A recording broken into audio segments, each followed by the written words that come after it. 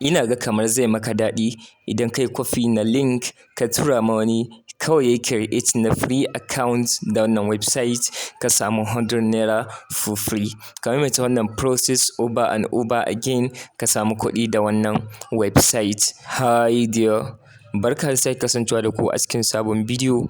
A cikin wannan bidiyon na kawo muku wani sabon platform wanda wannan platform daga farko short term project ne kuma ana samun kuɗi a cikin shi idan ka bi wannan bidiyon step by step. Sa'an zan na muku yadda za ku yi amfani da shi ku riƙa samun naira 100 ta duk lokacin da wani ya register ta hanyar link naka, wanda ko baka yi deposit ba za ka iya samun kuɗi a cikin wannan platform kuma ka yi withdraw. Sa'annan idan kana da dama za ka yi investment, sai dai ku sani cewa wannan short term project ne, sa'annan ba project ne da ke ɗaukar dogon lokaci ba, saboda haka idan baka yi investment a lokacin da ya dace ba zai iya haddasa ka rasa kun dai gane.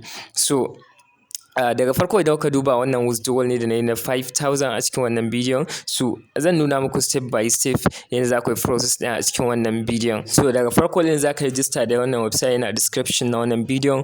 Kana dannawa kai zai ɗauke kai zuwa page kamar haka. Za ka zo ka saka phone number ka, daga nan kai creating na password, kai confirming na password. A gefen can za ka ga an saka recaptcha, sai ka zo ka saka waɗannan lambobin a wannan wurin. Daga nan sai ka zo ka saka danna akan wannan button ɗin, shikenan ka kammala register successfully. Page na farko da zaka ci karo da shi shine wannan. Idan ka duba an baka registration bonus 2,000 naira for free, sannan za a baka naira 100 a duk lokacin da kai inviting na friend yayi joining, sannan zaka samu 50 naira kowace rana idan ka shiga kai daily sign in.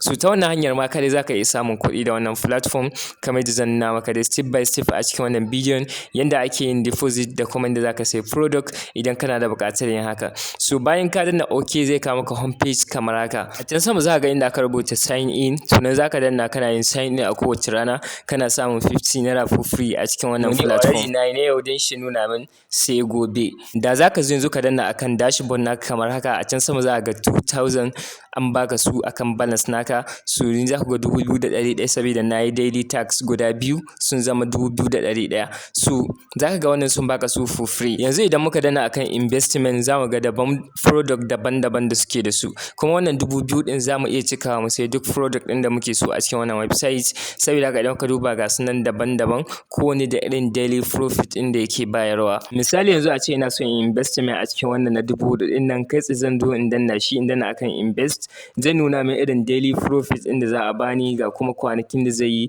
cycle ɗin sai expiring, sa'annan ga irin total profit ɗin da zan samu. So duka zai nuna min wannan bayanai ɗin. Bayan sun nuna min bayanai kai tsaye zan danna akan invest. So ina danna akan invest, idan ina da wannan balance ɗin kai tsaye zai wuce na yi investing na sai wannan product ɗin. So yanzu kun ga balance ɗin na bai kai wannan ba, da haka ba zan sai wannan product ɗin ba. Yanda za ka yi shine sai ka danna akan recharge, zai buɗe maka page kamar haka, ta inda za ka ga inda za ka zaɓi kuɗin da za ka saka. Minimum recharge shine 75, 7,500. So 7,500 za ka iya sakawa ka yi ainihin investing a cikin wannan. So bayan ka zaɓa sai ka zo ka zaɓi payment method kamar haka. So za ka zo ka zaɓi payment method wanda ya maka, kowanne za ka iya zaɓa daga su. Zan zaɓi wannan. Bayan ka zaɓe shi sai ka je ka danna akan wannan button ɗin, kasa zai ɗauke ka zuwa website ɗin za ka yi payment. So idan kuka duba za ku ga ya bamu ga payment details nan, account ɗin da za mu turo da kuma sunan account ɗin. Idan kuka duba wannan payment ɗin is instant. Irin wannan payment ɗin kana turowa suna shigowa kai tsaye, ba buƙatar sai ka tuntuɓi customer service ko wannan su hau kan dashboard. So kawai za ka yi copy na wannan ainihin account, sai ka koma ta inda za ka turo kuɗi, sai ka yi pasting na account ɗin kamar haka. Ni zai amfani da Famfe, da haka idan bankin bai hito ba za ka danna akan select bank, sai ka yi selecting na banki. Ya danganta ga app ɗin da kake amfani da shi. Sai ka zaɓi sunan bankin, daga nan kawai sai ka danna akan next. Kana yin next za ka ga ya baka sunan ainihin accounts ɗin, wanda idan muka duba nan za ku ga sunan duka guda ɗaya ne. So za ka ga sunan ya fito daidai, sai ka danna akan next. Daga nan zai kai ka page na gaba, sai ka zo ka saka amount ɗin da za ka tura musu. Bayan ka saka kammala tura amount, daga nan sai ka tura. Bayan transfer ka yi successful, za ka koma a cikin website ɗin wannan button ɗin da aka rubuta I have made this payment. So sai ka danna akan wannan button ɗin.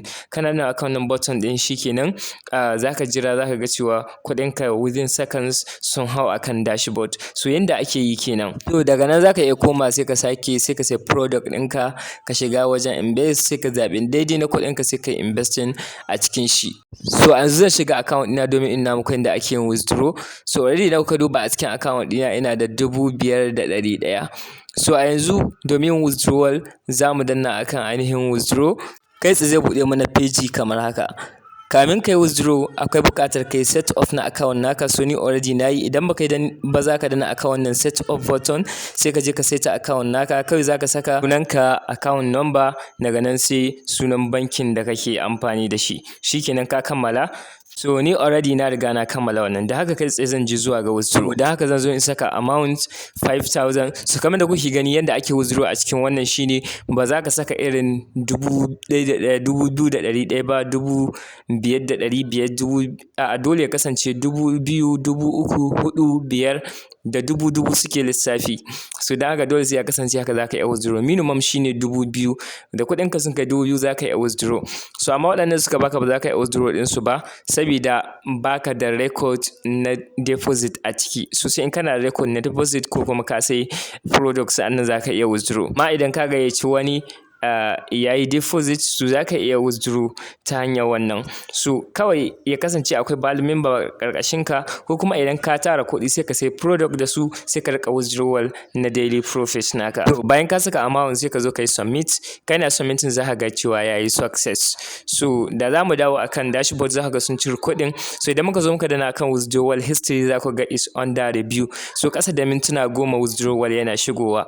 So idan muka ɗan jira kaɗan, in muka yi refreshing za ku ga cewa sun nuna cewa pass, ma'ana yanzu haka an riga an kammala wannan. So da za mu koma a cikin ainihin famfe mun duba kamar haka za ku ga cewa ga 4,000 nan sun shigo, kasancewar 20% suke cirewa withdrawal fee. So withdrawal fee ɗinsu yana da yawa sosai, 20% suke cirewa, da haka sun cire 1,000.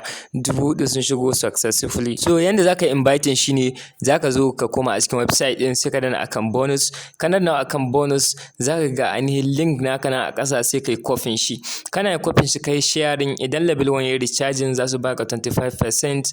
Idan ya gayyaci wani za su baka 3%. Idan ya gayyaci wani shi ma wannan za su baka 2%. Ma'ana har level 3 kana samun kuɗi da shi. Idan kuma mutum register kawai bai saka kuɗi ba za su baka naira 100. So kaga idan ka gayyaci mutum 10 kana da 1,000, mutum 20 kana da ainihin 2,000 a cikin shi. So kai tsayin da ake amfani da wannan platform kenan. Mu haɗu da ku a bidiyo na gaba.